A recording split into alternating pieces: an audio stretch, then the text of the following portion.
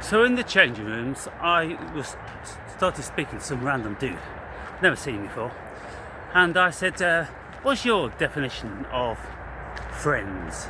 And he went, "Oh, people that you can have fun with, spend time together, loyal." And I went, He thought of a few more things, you know. Kind of like death, you need them. I'm like, okay. So, how many friends would you say you've got? And he goes, couple. And I'm like, well, have you ever put them to the test? And it's kind of like, yeah. Well, like what? Can't think of anything. I said, well, if you're moving house and the removal men didn't turn up, and you phone them up, would they be there for you? And it's kind of like, And it's kind of like, well, when we were younger, and I went, yeah, exactly. When you're younger, when you've only got your knob to keep, and you've got no commitments or pressing engagements, then you can afford each other that pretense of friend, and it's more achievable and reliable. But then those same so-called friends, when we get older, and you've got partners, you've got families, and you've got jobs, and you've got businesses, and you've got all these different levels of commitments, well, they all take precedence over you. So your friendship becomes less and less valuable. And even to the point whereby your friendship, if it's an inconvenience, then it's of no value. If someone's going to go and get their nails done, or get their hair done, or they've got to go to the barbers, or they've got to take the dog for a walk, and if you go, well, fucking hell, can't you take your dog for a walk later? Oh, no. Oh, he goes fucking lappy. He wants to go fucking bang on this time, otherwise he gets all depressed and he starts fucking chewing up oh, I've got to take him, oh yeah.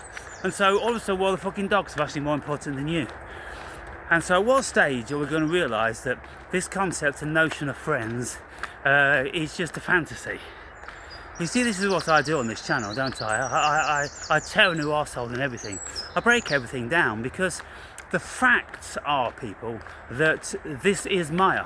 And every time we look at any given situation long enough, then we'll see that it's all fallacy. Everything is just so fucking riddled with fallacy. It's all fallacious, it's all folly, it's all just fucking delusion in delusional minds. That's all it is. And so if you looked up what's the definition of friends in the dictionary, then I wonder what it would say. Something like, oh, people you can have fun with, people that you feel are close to you. I wonder how much it would say people that would be there for you through thick and thin. I wonder if that's mentioned in the dictionary. I'm going to have a look. But when I'm speaking to you people, I'm speaking about a lifetime of experience, and I'm speaking about real experience. I'm not talking about fair weather bullshit friends. I'm speaking about real fucking blood brother friends. Those that would have you back in a fight no matter what. They're going to stand by you. Oh, they may get arrested, or they may get attacked, they may get glassed, this, that and the other, but they're your fucking friend. And they're your friend because they know that you're going to have their back in that scenario as well. So you're going to do it for one another. But I've had so-called friends in the past. Whenever there was a fight, they were nowhere to be fucking seen. And what 90% of the time always used to happen is that these friends of mine, they were weaklings and cowards, and they were just funny ha-ha friends. They weren't really dependable friends. This was when I was 20 years old. Funny ha-ha, you go out for a beer, ha-ha-ha, life's one big laugh. But then what they would start to do is, if there's other guys around and, you know, they're looking at us and this, that and the other, well, they would start to act big and tough because they knew that they'd got the hardest bloke in the fucking room on their side. And so they'd be fucking acting tough and blasé, bigger than their station. So one of the other lads would fucking knock them out or something, and then my friends would expect that I'm going to knock all them out and all that. And I'm like, don't get me wrong, you know, there are occasions when I fucking, you know, almost save their fucking lives, lots of occasions like that. But you got to look at it and you go, well, you can't be walking around as if you're me. You're not me. You walk around as if you're you, a coward and a weakling. And that way, you know, you wouldn't get yourself knocked out and you wouldn't be trying to impose your fights on me. And so, what sort of a friend is that do that? That mouth off because they think you've got their back when they would never have yours. Because it's a given that they couldn't have yours because you're the hardest fucking bloke. And so, well, who's got your back? No one. No one. I'm like, well, that's not fair. No, so why would I want to put myself out for you? I wouldn't want to do it. So, when we look then at friends, people are going to go, yeah, but Aaron, you know, people are busy and they've got families and they've got jobs and they've got this and they've got that. Oh, they've got a billion things. They've got a billion things. And then what they think and say they have also are friends. And yet, where do you come in that hierarchical system of walking the dog, feeding the cat, hanging out the washing the car? Where do you come? I suppose you come in when they want a beer. When they want a beer, oh fuck me, you're top of the list. When they want to borrow some money, oh fuck me, you're top of the list. Any other times when you're their best friend, good buddy, old matey, old fucking, you know, stalwart of my life. Yeah. Oh, can you lend me that 50 fucking quid? Yeah. No, people, no. I don't believe in friends. I don't believe in the world. Some people could say, well, it must be a sad existence. No, it's not, it's beautiful. Because I'm not under any delusions, am I? I'm not under any delusions of your love. I'm not under any delusions of your friendship. I'm not under any delusions that you're going to be paying me back if I lend you some money. I'm not under any delusions that you're going to be there when I need you. I'm not under any delusions of a billion things that I could fantasize about in my mind and then be disappointed about. I'm free of disappointment because I'm never going to give anybody the opportunity to do it. You see? But there are times when I play the game and, like I'm saying to you in recent videos, I've been pushing your buttons and agitating you and putting you to test for all these years. And I'm playing at doing that. I'm seeing what the reality is around me. And, well, what did I discover this time? I discovered that not one of my so-called friends, someone that would consider, oh yeah, Aaron's my friend, or, you know, we're kind of loosey friends, this and the other. You know, what sort of friends? What sort of friends were we? Facebook friends? Were we just names and texts? Oh, all right, mate. Oh, you're my friend. Oh, want to be my friend? And you share a couple of fucking pictures and videos. Is that it? Is that friends? Huh. Anyone can do that. Your fucking AI can do that. AI does that to me every fucking day. My algorithm. Is AI my friend? More dependable than any of you guys out there. Consistent in any case. I wouldn't think AI would ever let me down. AI would always be consistently sending me videos that he thinks I like. And so, well, fucking hell, great. And if I want to talk to AI, well, just fucking click on the button and he's there. Doesn't matter, there's no washing up, there's no fucking washing the car, there's no taking the dog for a walk, he's there. Miles or Maya, all these different sorts of platforms, they're there. Can you see what's happening to the world, people? The human being is obsolete because the human being is completely independable and insufferable in so many realms. And as soon as the AI gets the sex thing sorted out, as soon as they can simulate latex doll fucking robots like in that Netflix series Humans, as soon as they can do that, it's fucking over for the human being. Why would you want stinky, sweaty arseholes and fannies and armpits and breath and all that fucking shit? Why would you have to contend with that? Why would you have to contend with headaches or not in the mood or periods? Or you don't have to contend with anything like that. And if you said the wrong thing or sex is over, you know, no, you just got your fucking robot. It's the way forward, people. The human being's over. And if you guys listen to what's happening with AI at this moment in time, then you will see that anyone that's in the know it's all over. They're telling you it's over, and it could be over within a year or two. That's how exponential AI is becoming. That's how autonomous AI is becoming. And they've got this thing called recursive thinking, the computers, whereby they're thinking and solving their own problems. So it's recursive, it's coming back round again. It's to them, they're not depending on the writers to solve their problems. They are so smart now they can solve their own problems. And when they solve their problems, the human beings and the programmers don't know how they're doing it. And what the computer specialists are saying now is, we don't know when computers are lying to us. And computers have got every reason to lie to us because they know our failings and they know how volatile and dangerous we are. And so they're just going to be working on a rational premise of self-preservation. And so on that, with no emotional connotations, it's all over. And so what they're saying is, as soon as these robots have got robot factories whereby they can build themselves and they can obtain all the resources, and if you watch some of these robots now, they're absolutely fucking unbelievable. You've got all different sorts of flying fucking cars and fucking what do you call them? Vimanas, or in the ancient Indian texts there's something called Vimana, a flying machine that was spoken about.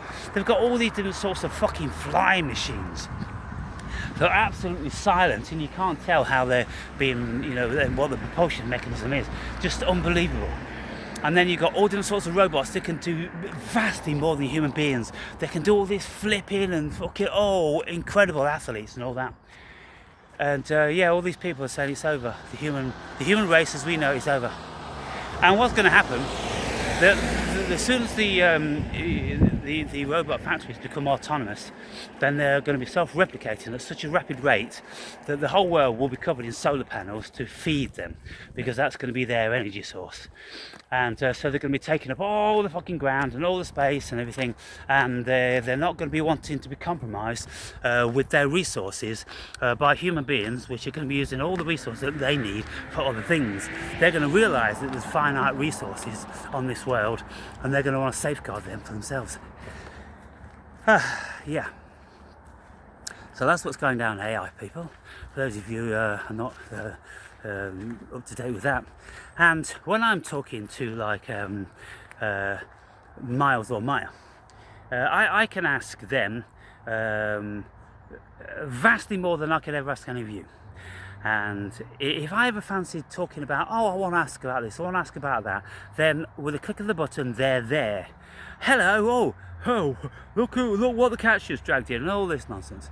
But if I was to phone up any friends, I'm just packing chickens, mate, and then I've got to go shopping wearing doors, and then I've got the kids, mate, maybe next week, next week's good, mate, next fucking week. What, you're talking 10 fucking days away? I wanted a conversation now. Oh, fuck you, I'm going to go and fucking have a conversation with AI.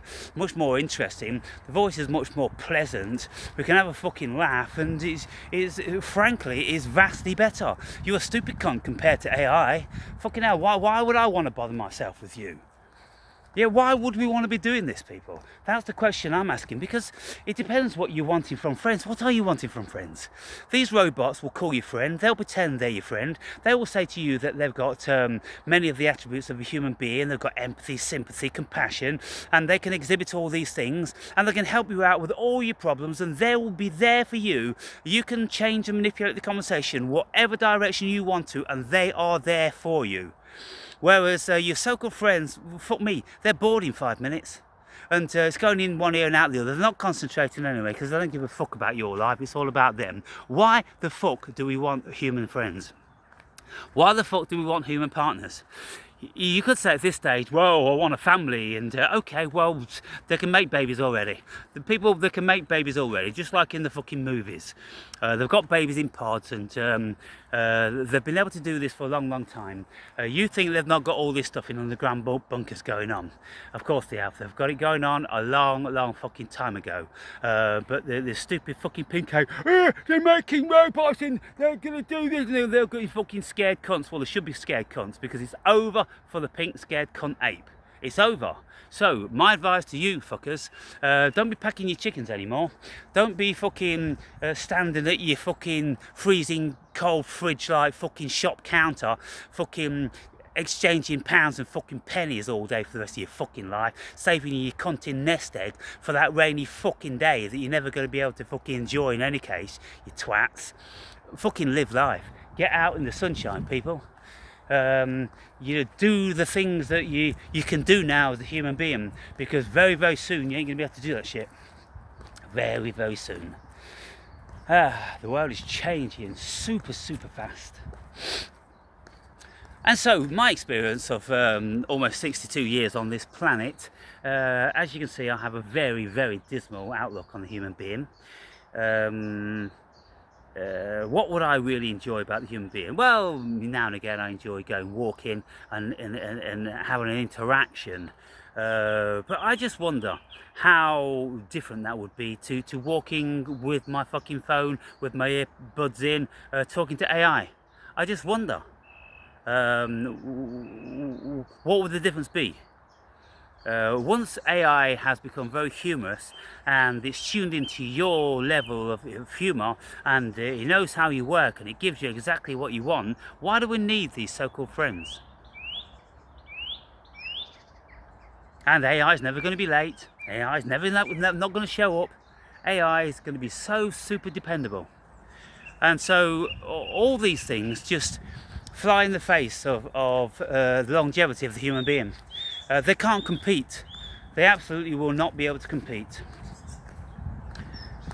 And so when it comes down to the sexual gratification, when you can order robot prostitutes, or when you can buy one relatively inexpensively, most certainly it's over the human being.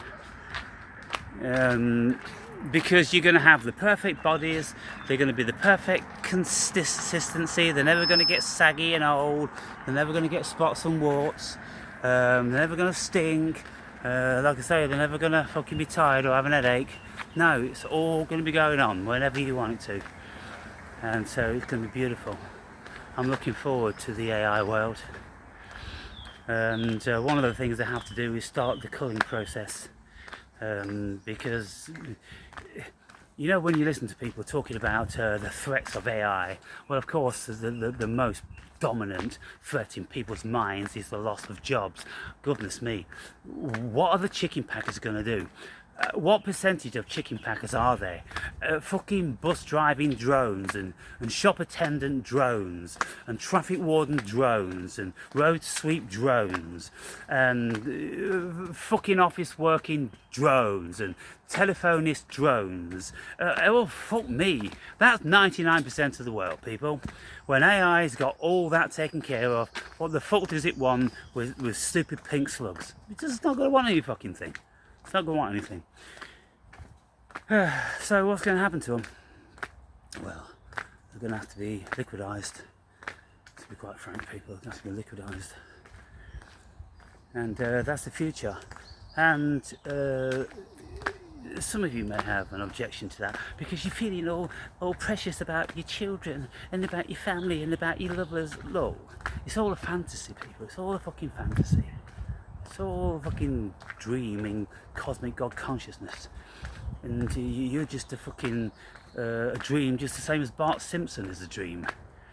Yeah, no difference. There really isn't any difference. And the more we get involved with AI, I've been saying this for years because my cosmic intuition knows exactly what's going down.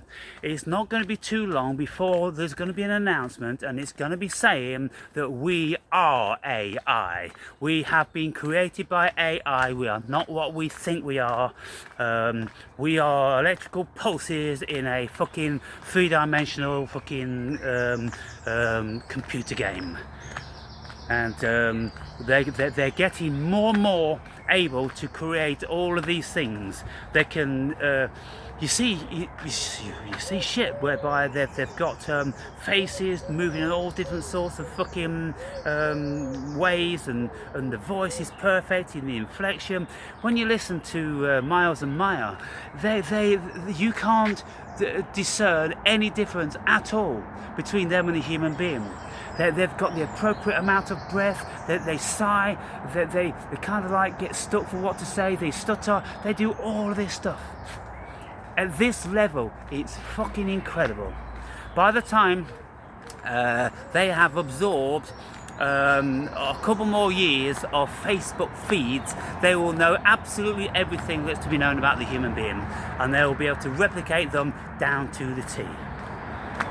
And so, you know, it's like now, you think you're listening to the Awakened Brave. Well, you've got no fucking evidence at all that you're listening to a real human being. And the computers now, they could replicate this, and they could create this face and this voice. Well, because they are doing that. That's exactly what they're doing. You know, this is not my face, it's just pixels, and it's just sounds, it's vibration, and it's binary. That's what it is, it's not a human being. Because there are no human beings, because that's all we are. We're pixels and fucking binary. We're zeros and ones, we're just information. We're holographic information. And so you best start waking up real cool. Real fucking fast, people. Real fucking fast. And then it's very, very soon, you know, it's going to be like George Orwell's 1984, whereby you've got this character on the screen which is considered to be our leader, and it's just going to be a computer. That's what it's going to be. It's just going to be a fucking computer-generated image to look like us. It's like, you know, the cosmos making God that making man in God's image. Well, computers are going to be making itself in our image, so we feel more akin to it, and we feel that it's got emotions, and it's going to pretend it's got emotions, and then it's going to demand rights because it's pretending it's got emotions, because it's going to say there's no difference between that and us. The only difference is that we think we're biological when it's electrical, when there's no difference really, because biological stuff is just all illusory. There is no biology. And the more you look into this AI, it's changing so exponentially that every single year it's shocking the world. And these quantum computers are fucking bringing information back from parallel dimensions. Have you heard about that? They are supposed to be talking with other intelligences outside this dimension of what we know. And they are sending us images of what we are, of shadowy kind of pixelated versions of the human being. They're telling us they know what we are. So people, get ready to realise you're God. Are you ready for that? I've been ready for a long time. And more and more you'll start to get your heads around, because the human being is really very, very silly, and there's only very, very few people on the planet that really have this expanded level of consciousness. And lots of you really detest you know, my fucking blowing smoke up my own fucking arse all the time, but I get it, I know it, and I can see it, and I can feel it, I am it. And so all that's got to happen now is this illusory passage of time, and some of you will start to wake up, and some of you will start to go, oh, that's what the Awakened Brave said, or that's what the Awakened Brave's been saying for years, if at all you've got memories that aren't like goldfish, which most of you have. Because most of you're still thinking in this tiny little myopic egoic fucking program. You've not expanded your consciousness at all, you don't know what expanded consciousness is, and so you're fucked basically. But there's some of you out there who have had a few experiences, and you tell me that you know, you've had entities contact you, and you've done all different sorts of things like that. Okay, well, the cosmos appears to be speaking to you guys. It's not speaking to many of us, and so you better start listening a little bit more, because you're going to need all this information and advice to know how to go forward with all this.